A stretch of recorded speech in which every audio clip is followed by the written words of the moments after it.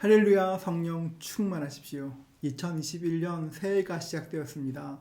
하나님의 큰 복 누릴 수 있는 복된 한 해 되시기를 주의 이름으로 축복합니다. 이제 한 두어 달만 지나면 코로나가 유행한 지도 거의 딱 1년쯤 되어갑니다.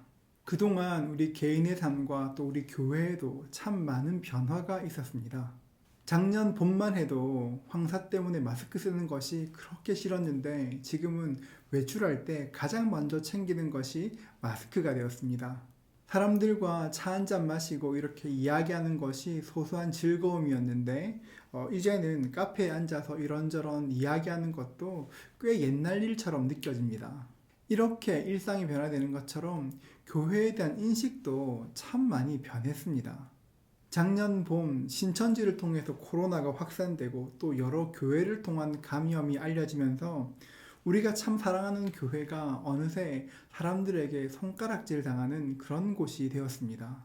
사람들의 이런 샤디찬 이야기를 들을 때마다, 교회에 대한 차가운 이야기를 들을 때마다 마음이 내려앉는 것 같고, 가끔씩은 텅 빈 예배당에 혼자 앉아 있으면 가끔씩 속에서 찬바람이 불어올 때도 있습니다. 그러면서 왜 이런 일이 생겼을까? 이럴 때는 어떻게 해야 될까?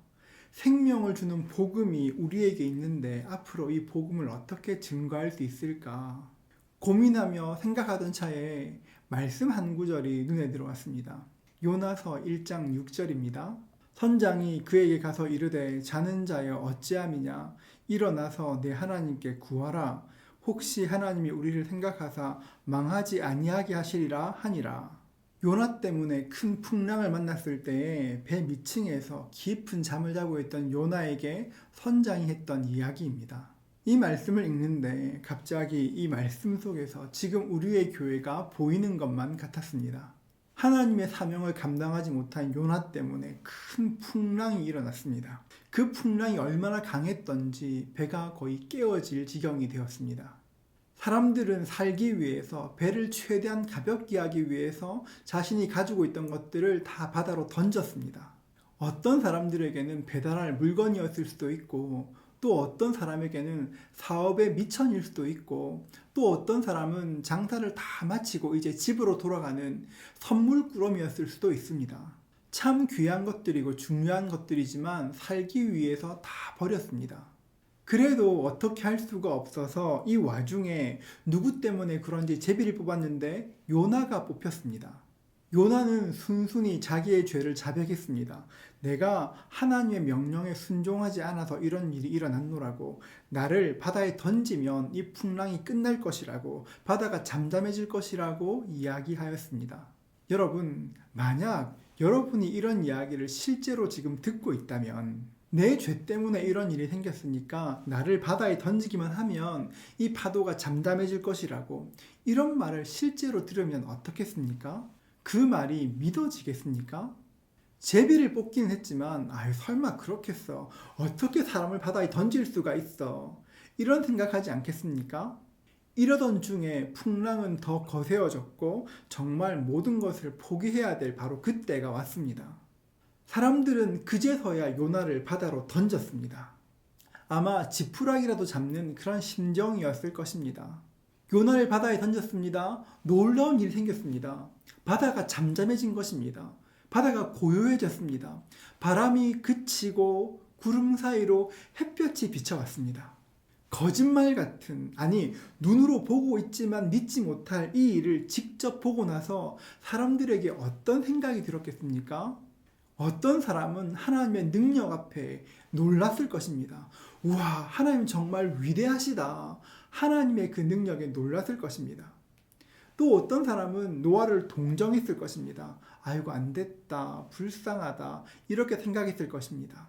하지만 시간이 지나면서 잃어버린 것들이 하나 둘 생각나기 시작했을 것입니다.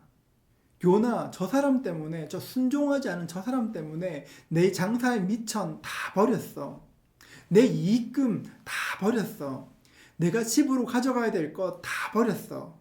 내 살림 미천이 다 없어졌어. 만약 지금처럼 인터넷이 발달한 그런 시대였다면 페이스북에서, 인스타그램에서, 유튜브에서 요나에 대한 욕이 가득했을 것입니다. 저 사람 때문에 그렇다고. 하나님을 믿는 저 사람 때문에 이렇게 되었다고, 예수쟁이 저 사람 때문에 그랬다고 저주하고 욕했을지도 모르겠습니다. 그런데 생각해보면 이 상황이 우리 지금 모습과 너무 비슷하지 않습니까? 사람들은 말합니다. 교회 때문에 맨날 이런 일이 생겨. 교회에서 문제가 생겨. 이런데 예배 한번 안 드리면 안 되나? 교회 문 좀 닫으면 안 되나? 저기는 돈만 밝히는 곳이야. 돈 때문에 예배도 못 쉬어. 이런 조롱하는 소리가 지금도 우리에게 들리는 것만 같지 않습니까? 여러분, 요나가 이런 일을 당한 이유가 무엇입니까? 물론 하나님 말씀에 순종하지 않아서 그렇습니다. 사명 감당하지 않아서 그렇습니다. 그러나 선장의 말에서 발견할 수 있는 또 하나의 힌트가 있습니다. 무엇입니까? 요나는 기도하지 않았습니다. 폭풍이 몰아치는 상황, 세상 사람들조차 자기 신들의 이름을 부르며 기도하는데 요나는 기도하지 않았습니다. 기도는 고사하고 저 밑에 들어가서 깊은 잠을 잤습니다. 잠만 자고 있다는 것은 노아의 영적인 무기력함을 단적으로 보여주는 것입니다. 하나님 말씀에 순종할 마음도 없었고 어려움의 때가 왔을 때 기도할 마음도 없었습니다. 오죽하면 선장이 깨우면서 자는 자여 어찌함이냐, 너의 하나님께 기도해라, 이렇게 말하지 않았겠습니까? 정말 부끄럽지 않습니까? 비록 죄를 지었다 할지라도 하나님께 기도했다면 하나님께서 돌이키시고 돌아갈 기회를 주셨을 것인데 요나는 그 순간에도 잠만 잘 뿐 기도하지 않았습니다. 이 말씀 속에서 우리가 배워야 될 것이 있습니다. 이 말씀 속에서 우리가 배워야 될 것이 있다면, 비록 우리가 죄를 지었지만, 비록 그 죄 때문에 부끄러운 일을 당했지만, 그럼에도 불구하고 우리가 해야 될 일은 하나님께 기도하는 것이라는 것입니다. 코로나 때문에 교회에 나와서 기도하는 것이 쉽지 않습니다. 비록 교회에 나와서 기도하지 못한다 해도 지금 이 순간 우리가 해야 될 일이 있다면 그것은 바로 우리의 기도의 칼날을 날카롭게 다듬는 것입니다. 새벽에 교회에 나와서 기도하지 못해도 우리의 가정을, 우리의 직장을, 아니 우리의 차 안을 기도의 자리로 선포하고 이런 때에 오히려 더 기도해야 되는 것입니다. 우리가 기도를 시작하면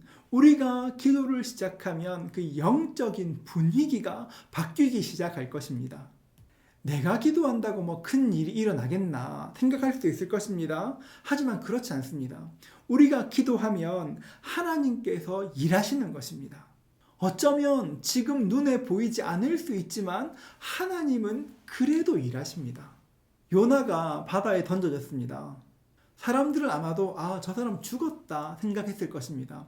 당연하지 않습니까? 그 폭풍과 몰아치는 바다에 사람을 던졌으니까 어떻게 그 사람이 살 수가 있겠습니까? 못 삽니다. 그런데 여러분, 정말 그렇습니까? 정말 요나가 빠져 죽었습니까?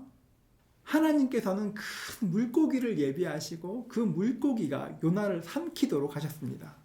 죽는 줄 알았는데 안 죽었습니다. 요나는 물고기 뱃속에서 사흘 밤낮으로 있으면서 자신의 죄를 회개했습니다. 배가 깨어질 것 같은 그 폭풍 가운데도 기도하지 않았는데 물고기 뱃속에서 하나님을 만나 기도하고 자신의 죄를 회개합니다. 그런 관점에서 보면 요나가 바다에 던져지는 것은 죽는 것이 아니라 사는 것이었습니다. 다니엘의 세 친구는 왕의 신상 앞에 절하기를 거절했습니다. 결국 7배나 뜨거운 그 풀무불 속에 던져졌습니다. 그 뜨거운 불에 무엇이 불탔습니까? 다니엘의 친구들을 묶고 있던 그 포박줄만 다 불탔지, 그 불은 다니엘의 친구들의 머리카락 하나 그슬리지를 못했습니다. 7배나 뜨거웠던 그 불은 그 친구들을 죽이는 불이 아니라 살리는 불이었습니다. 저는 이 말씀 속에서 우리 교회의 희망을 보았습니다. 이 폭풍의 때에 교회가 바닷속에 던져진 것만 같고 곧 죽을 것만 같습니다. 교회는 정체되고 위축되고 있습니다. 이런 때 복음 전한다고 누가 교회에 올까? 사람들의 부정적인 인식은 점점점 커가는 것만 같습니다. 그러나 이 말씀에서 볼 수 있는 것처럼 바닷속에 던져진다고 죽는 것이 아닙니다. 그 깊은 바닷속에서 요나를 바꾸시고 회개시켜서 사명 감당토록 만들어 주신 것처럼 하나님께서 우리의 교회도 바꾸실 것이고 살려주실 것입니다. 이것은 우리 개인의 삶에도 똑같이 적용됩니다. 많은 분들이 코로나 때문에 어려움을 겪고 있습니다. 경제적으로 힘든 일을 당하는 분이 계십니다. 실제로 코로나에 걸려서 굉장히 고통스러워하는 분도 계십니다. 어떤 분은 생각지도 못한 병 때문에 고통받고 있고, 어떤 사람은 자녀와의 관계 때문에, 배우자와의 관계 때문에, 부모와의 관계 때문에 잠 못 이루는 밤을 지나고 있는 분도 계실 것입니다. 이제 정말 곧 배가 깨질 것만 같고 지금 내가 있는 곳이 7배나 뜨거운 풀불처럼 느껴지는 분도 계실 것입니다.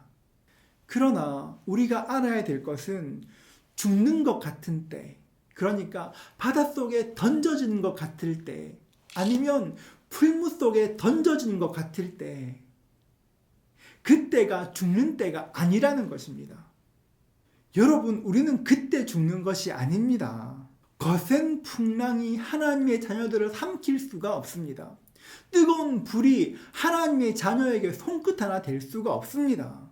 그러면 우리는 언제 죽습니까? 기도하지 않으면 죽는 것입니다. 기도하지 않으면 죽는 것이고 사명 감당하지 않으면 죽는 것입니다.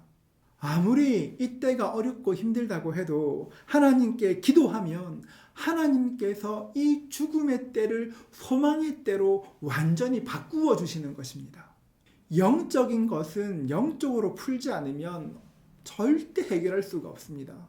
아무리 우리의 지혜를 동원하고 우리의 능력을 동원해도 하늘에서 풀어주시지 않으면 땅에서 풀리지 않는 것입니다. 이것이 영적인 법칙입니다. 사랑하는 성도 여러분, 하나님께서 축복하시는 2021년이 시작되었습니다. 이번 한 해가 하나님께 기도하는 한 해가 되실 수 있기를 주의 이름으로 축복합니다. 하나님께 기도하면 바다에 던져지는 그때가 살아나는 때가 될 것입니다. 하나님께서 계시기 때문에 우리는 망하지도 않을 것이고 죽지도 않을 것이고 넘어지지도 않을 것입니다. 하나님만 더욱 의지하십시오. 이번 한 해 우리 모두에게 충만한 기도의 은혜가 있기를 축복합니다. 우리는 기도로 승리할 것이고 이 풍랑이는 바다 속에서 살아나는 것을 다시금 보게 될 것입니다. 이번 한 해 그 풍성한 복을 누리시는 저와 여러분 되시기를 주님의 이름으로 축복합니다.